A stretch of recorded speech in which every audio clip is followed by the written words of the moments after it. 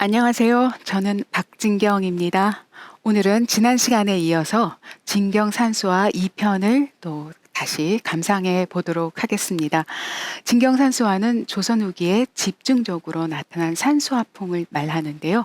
진경산수화는 실제하는 산수를 대상으로 작가의 진정을 담아서 산수의 이상향을 구현하려고 하는 화풍적 특징을 갖고 있습니다. 윤두서에 의해서 진경산수화풍이 개창되었고요. 겸재정선에 의해서 진정한 하목으로 발전되었습니다. 앞서 시간에 겸재정선의 인왕제색도를 배웠는데요. 오늘은 이어서 다시 보도록 하겠습니다. 자, 지난 시간에 이어서 오늘 배우실 오늘 감상하실 작품은 목멱산입니다. 목멱산은 다 아시는 바와 같이 남산을 의미합니다. 지금도 남산에 가시면 목멱산이라는 큰 돌 비석을 보실 수가 있는데요. 겸재는 이 목멱산을 이렇게 단아하게 그렸습니다. 이 작품은 A4 용지보다 조금 더 큰 아주 작은 작품입니다. 그런데 그 안에 남산의 아주 아름다움을 온전히 담아냈다라고 할 수 있습니다. 단정하면서도 아주 밑으로 흐르는 안개로 인해서 율동미도 같이 갖추고 있습니다. 이 그림을 통해서 우리는 겸재가 진경산수화를 반추상으로도 그릴 수 있었구나라는 생각을 한번 해볼 수가 있는데요. 실제하는 경치지만 그대로 담지 않고 그 안에 겸재의 어떤 남산에 대한 정서를 담아서 그려낸 작품이라고 할 수 있습니다. 그래서 반추상의 느낌을 주고 있습니다. 다음 작품을 한번 보실게요. 세검정입니다. 세검정은 지금도 있는 지명이긴 하지만 지금 세검정에 가시면 이러한 풍경을 보시기는 어렵습니다. 이미 복개가 되었기 때문인데요. 이 그림은 부채에 그려진 그림인데 그래도 세검정의 산수를 저희가 잘 감상할 수가 있습니다. 아마도 그 문인들은 세금정 일대에 모여서 풍류를 즐기고 그리고 무예를 닦고 그리고 칼을 씻으면서 이 정자에서 휴식하기도 하고 그렇게 한양의 산수를 즐기시지 않았을까 하는 생각을 한번 해봅니다. 작은 작품이지만 한양 산수의 모습을 잘 담고 있습니다. 다음은 신묘년 풍악도첩입니다. 신묘년이라고 하는 것은 1711년을 말하고요. 풍악도첩, 풍악은 바로 금강산의 가을산을 의미합니다. 금강산은 4개의 이름을 갖고 있는데요. 계절에 따라 다 다른 이름입니다. 봄에는 금강산, 여름에는 복례산, 가을에는 풍악산, 겨울에는 계골산입니다. 이렇게 계절의 변화에 따라 금강산의 이름을 다르게 갖고 있는데요. 풍악도첩이라고 했으니까 여기에 나오는 그림은 가을산을 뜻합니다. 정선의 36세 때의 작품이니까 겸재정선의 굉장히 이른 시기의 작품이라고 볼 수 있습니다. 이 그림을 그리게 된 계기는요. 절친인 사천이병년이 금강산 초입의 한 마을에 현감으로 부임하게 됩니다. 그래서 그 이듬해인 1711년에 김창집 형제 중에 한 사람하고 백석 신태동과 함께 금강산 유람을 떠나게 되고 그 유람한 것을 그린 그림입니다. 원래는 13폭으로 구성되어 있고요. 시몬이 함께 있었을 것이라고 추정되나 지금은 탈각되고 없습니다. 이렇게 시와 그림이 함께 있는 시화첩의 형식은 조선 후기 유람 문화를 즐기던 문인 사이에서 굉장히 유행한 형식입니다. 가장 처음 먼저 보실 그림이 단발령 망금강산입니다. 이 글자를 그대로 풀어보면 단발령에서 망 본다, 무엇을? 금강산을 본다. 단발령에서 금강산을 보다라는 뜻입니다. 그러면 어디가 단발령입니까? 하면 여기가 단발령이 되겠습니다. 그리고 단발령 여기 보이실지 모르겠는데 여기 조그만 부분에 문인들이 모여서 여기에서 금강산을 봅니다. 이 그림도 그렇게 큰 그림은 아닙니다. 그런데 여기에 조그만 데다가 모든 걸 담았습니다. 그래서 여기가 단발령이고요. 여기가 금강산인데 금강산은 이름처럼 번쩍번쩍 빛이 납니다. 단발령은 한양에서 출발해서 쭉 가다가 금강산에 도착하기 직전에 보이는 고개인데요. 이 단발령에서 금강산이 전면이 가장 잘 보였다라고 합니다. 그래서 한양에서 출발해서 이제 금강산에 가까이 와서 단발령에 딱 올라섰을 때 그 금강산을 바라보는 그 감격을 그리고 있는데요. 여기에서 보는 금강산의 절경이 하도 뛰어나서 어떤 사람들은 머리를 깎고 금강산에 들어가서 스님이 되었다라는 고사가 있습니다. 그래서 그 고사를 따서 단발령이라는 지명이 주어졌습니다. 여기에 중간에 큰 그림으로 다시 한번 보실게요. 제가 지금 말씀드린 게 여기가 단발령, 여기가 금강산입니다. 그래서 이렇게 보면서 여기에 모여서 보면서 금강산을 경애하고 있습니다. 그럼 여기에 있는 이 부분들을 조금 더 확대해서 보도록 하겠습니다. 이렇습니다. 여기 조그맣게 손톱맣게 그려진 그 갓 모양을 보고서 문인들을 찾아낼 수가 있는데 모두 4분입니다. 이 4분이 이 금강산을 보면서 아주 감탄을 하고 있고요. 주변에는 이분들의 유람을 도와주시는 일꾼들이 되겠습니다. 이 나무 밑에는 말도 그려져 있고요. 그리고 그 옆으로 이 말이 이끄는 수레, 가마, 그런 형식이 되겠습니다. 그래서 많은 분들이 일꾼들과 함께 일 도와주고 그다음에 이분들은 유람을 즐기는 그런 풍경이 되겠습니다. 그래서 요 그림으로서만 보자면 어떤 풍속화의 모습도 저희가 함께 볼 수 있다라고 할 수 있겠습니다. 다음은 금강산 내상총도입니다.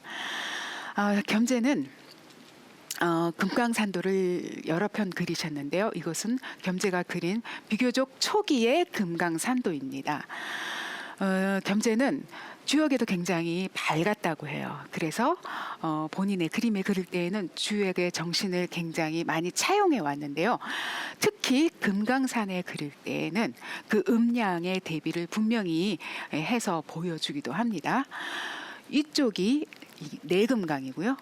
이쪽이 외금강입니다. 그래서 한양에서 이렇게 오게 되면 내금강에 먼저 도착합니다. 겸재는 내금강을 아주 수변한 아주 음산으로 그렸습니다. 그리고 내금강을 더 들어가면 외금강이 보입니다. 외금강은 금강산의 이름답게 아주 우뚝 솟은 기암절벽을 위주로 그렸습니다. 그래서 음산, 여기는 양산. 그래서 주역 정신에 의해서 음양이 돋보이는 그런 산수라고 하겠습니다. 이 외금강에 넘어서 저 멀리 보이는 것이 바로 동해바다이고요. 해금강이 되겠습니다. 그러면 다음 그림을 한번 여기에서 저희가 또 유념해 보실 수가 있는 게 자세히 보실 수 있는지 모르겠는데 여기 지명이 하나씩 이렇게 있습니다. 그리고 또 길들도 이렇게 겸재가 그리는데요. 이것은 겸재의 진경산수화풍이 온전히 형성되기 전에 아주 초기 작품이라서 나타난 어떤 지도와 같은 모습을 약간 띄우고 있기는 한데요. 이것은 보시는 분들의 이해를 돕기 위해서 그려진 듯하고 쓰여진 듯합니다. 자, 그 다음이 문암간 일출입니다. 문암간은 큰 바위로 만들어진 그 문을 얘기를 합니다. 문암이라고 하는 것은 바위에 만들어진 문입니다. 그래서 문암간은 바로 여기 산의 정상을 의미합니다. 여기 바위 암석에서 모여서 여기 문인들이 4분이 떠오르는 동해의 일출을 관람하시는 대장정의 모습이 그려져 있는데요. 먼 발치에 해금강이 펼쳐져 있고요. 수평선도 있고요. 그리고 해가 막 솟아오르는 이 장관을 그림으로 담았습니다. 조금 확대되니까 좀 더 안 보일 듯한데요. 여기 무남관을 제가 잘라서 갖고 왔는데 너무 확대돼서 좀 흐리게 보이네요. 네 분의 그 문인들이 모여서 일출을 보고 있는 그림입니다. 이 부분입니다. 그리고 다음 그림으로서는 장안사입니다. 장안사는 내금강과 외금강 사이에 위치하고 있다고 합니다. 그래서 많은 분들이 금강산에 오시면 내금강에서 외금강으로, 외금강에서 내금강으로 넘어갈 때에 장안사에서 많이 머물렀다고 합니다. 제법 규모가 큰 절로 보입니다. 밑에 절집들이 이렇게 보이고 있고요. 그리고 내금강은 아주 수변한 산의 모습이고요. 외금강은 아주 기암이 즐비한 모습을 보이고 있습니다. 그 사이로 흐르는 물이 금강천입니다. 그리고 금강천 위에 이렇게 아치 모양의 구름다리가 있는데요. 이 다리가 만천교입니다. 만천교와 금강천 그리고 외설악, 내설악, 장안사가 있는 절경을 보실 수가 있는 것입니다.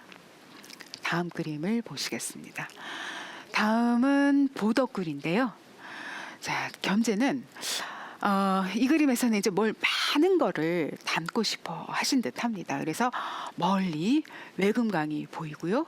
그리고 안에 이렇게 내금강이 있는데 여기 아주 우뚝 솟은 기암 절벽이 아주 벼랑이 있는 여기 벼랑에 보덕굴이 위치하고 있습니다. 그래서 보덕굴이라고 써 나왔습니다. 그래서 여기에 보덕굴이 있고요.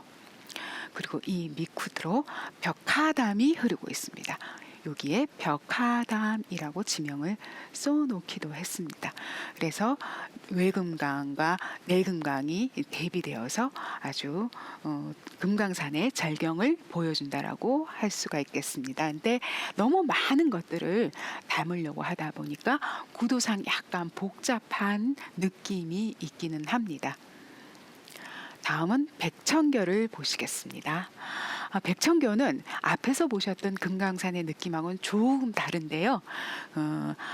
외금강, 내금강 이런 그 금강의 절경들은 이제 조금 쉬어가는 의미에서 계곡 아래 모두 모여서 휴식하고 있는 문인들과 그 주변 사람들을 볼 수가 있습니다.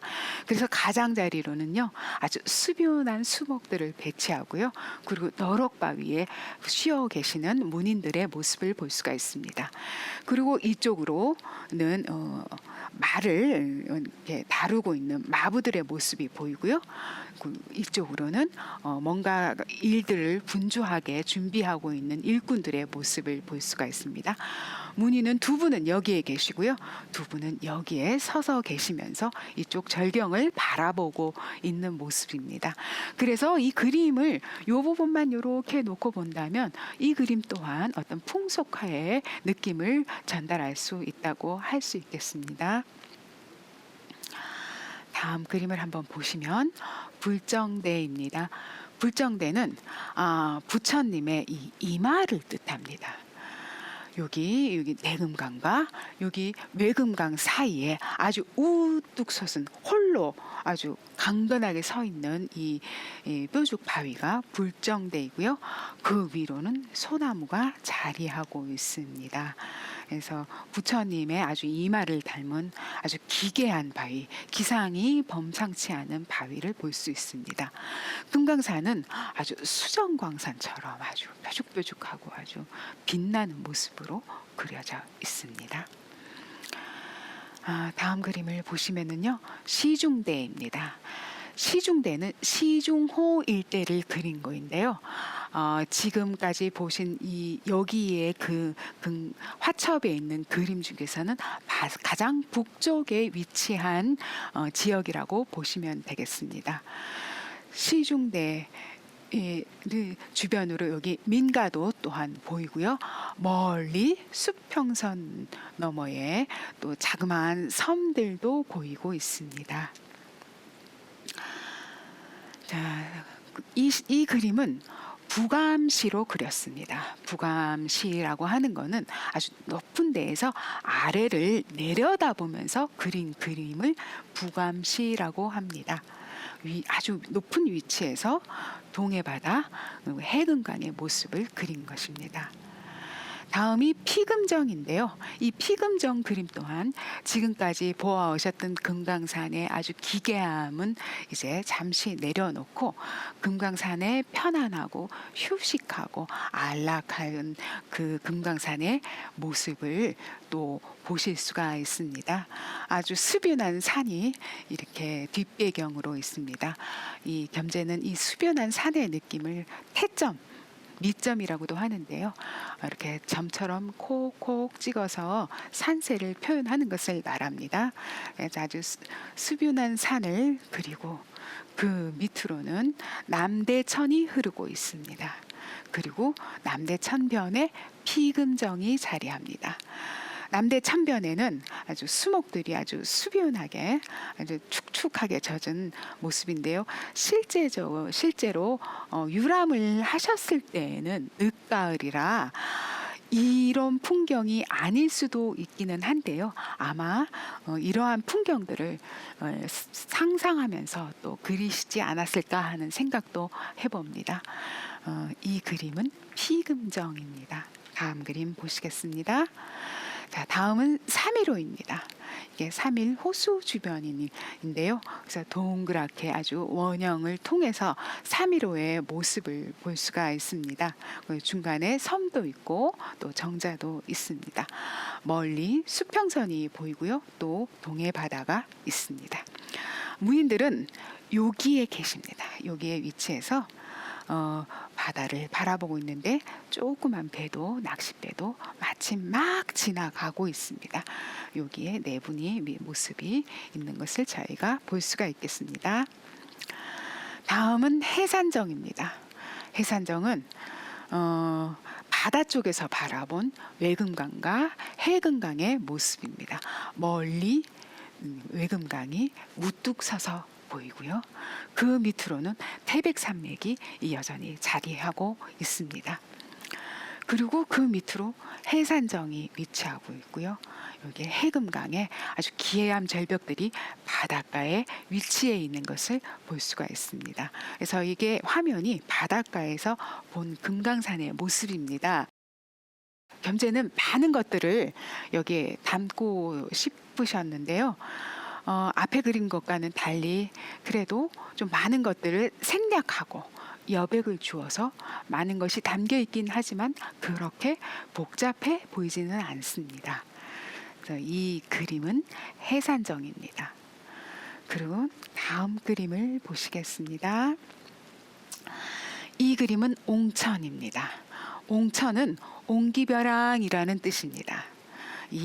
여기 깎아지른 이게 깎아지렸다기보다도 이 벼랑은 아마 둥글한 벼랑인데도 굉장히 절벽의 고도가 높은 듯 해서 보입니다. 다른 그림들과 달리 이 그림은 굉장히 바다에 가깝게 가고 인접해서 받은 인상들을 그린 그림이라고 할 수 있겠습니다. 그래서 동해 바다가 굉장히 넘실거리고요. 문인들은 아마 이 옹기 벼랑 사이로 난 작은 길들을 아주 아슬아슬하게 지나가시지 않았을까.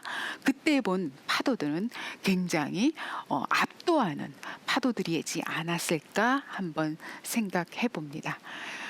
이 그림은 옹천입니다.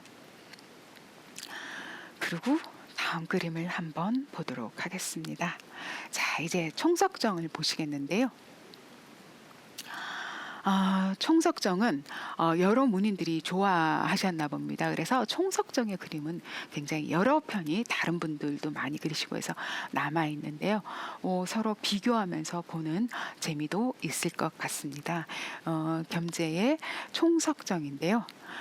이 총석정 역시 아까 말씀드렸다시피 위에서 본 부감시의 그림입니다. 아주 맑은 날 그리셨던 것 같아요. 그래서 멀리 잔잔한 동해 바다가 펼쳐지고요. 그리고 조그맣게 고깃배도 자리하고 있습니다. 그림 총석정은 여기 깎아지른 벼랑의 길을 따라서 자리하고 있습니다. 그리고 그 옆으로는 바늘처럼 솟아오른 암석들이 있는데요. 지금 그 인터넷으로 총석정의 그 사진을 보면은 이 바늘과 같은 암석들이 굉장히 즐비합니다. 그래서 굉장히 많은 바위들이 있었구나라는 것을 알 수가 있는데요. 이 바위는 그리는 분들의 심리 상태, 그리고 의도에 따라서 빼기도 하고 더하기도 해서 가감이 있습니다. 겸재는 이렇게 네 개를 대표적인 그 바늘 바위로 그리셨는데요. 다음번에 보면서 비교하면서 또 보도록 하겠습니다. 넘실 그리는 바다, 총석정, 멀리 동해의 해금강, 이렇게 대표적인 해금강의 모습이라고 할 수 있겠습니다. 다음은 단원 김홍도가 그린 총석정입니다. 앞에서 보신 겸재의 그림과는 사뭇 다른 화풍, 사뭇 다른 그 분위기를 느낄 수가 있습니다. 김홍도는 아마도 단원보다는 겸재보다는 조금 더 가까이에서 이 그림을 그린 듯합니다. 시점이 아까는 좀 위에서 본 부감시라면 이건 조금 전면에 배치하게 되는데요. 이 바늘 바위와 같은 이 부분들을 굉장히 부각시켜서 그려놨다라고 할 수 있습니다.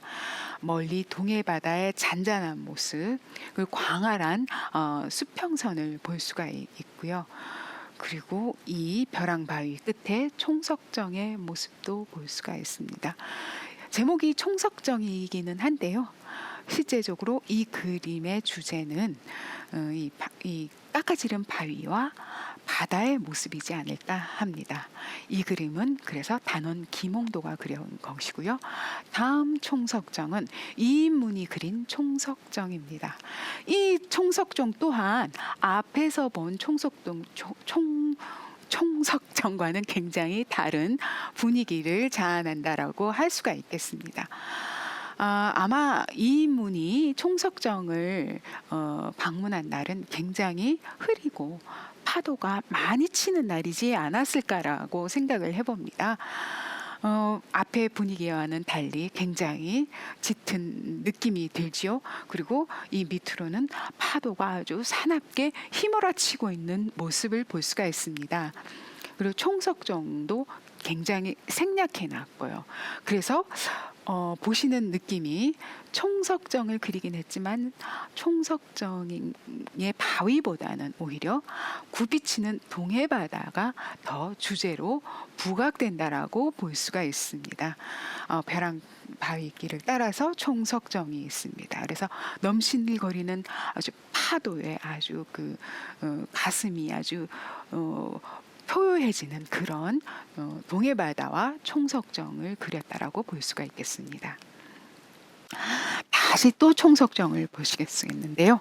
이 총석정은 김하종이 그린 그림이고요. 해산도첩에 있는 그림입니다. 앞에 있는 총석정과는 전혀 다른 분위기를 자아내는데요.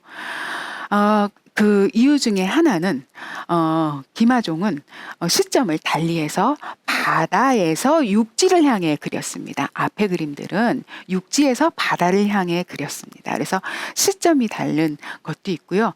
또한 총석정의 이 바늘 바위와 같은 것들을 굉장히 많이 그리긴 하였으나 어떻게 보면 그 총석정이 주는 어떤 기이한 느낌보다는 대나무를 꽂아놓은 듯한 느낌이 듭니다. 그래서 앞의 그림과는 달리 좀 죄송하지만 합격이 좀 떨어진다라고 볼 수 있습니다. 또한 여기 총석정의 구도도 앞의 모습과는 사뭇 다른 모습을 띠고 있다고 볼 수가 있겠습니다. 여태까지 금강산을 보셨다고 하면은요, 지금은 지리산을 한번 보도록 하겠습니다. 금강산이 아주 우리나라의 대표적인 골산을 보여준다면 지리산은 우리나라의 대표적인 육산의 모습을 볼 수가 있습니다. 그래서 아주 부드러운 여성적 산세를 볼 수가 있는데요. 이렇게 진경산수화는 작가의 진정을 담기도 하지만 또 실경을 담기 때문에 우리가 지금 우리나라 우리 국토의 아름다움을 보면서 그 안에 담겨 있는 작가들의 진정을 함께 감상하실 수가 있는 것입니다. 지금까지 진경산수와 2강을 보셨는데요. 궁금하시면 아침에 1강 또한 같이 시청해 주시면 감사하겠습니다. 다음에는 제가 풍속화를 준비해서 여러분들과 함께 다시 나눠볼 생각입니다. 지금까지 박진경입니다. 시청해 주셔서 감사합니다.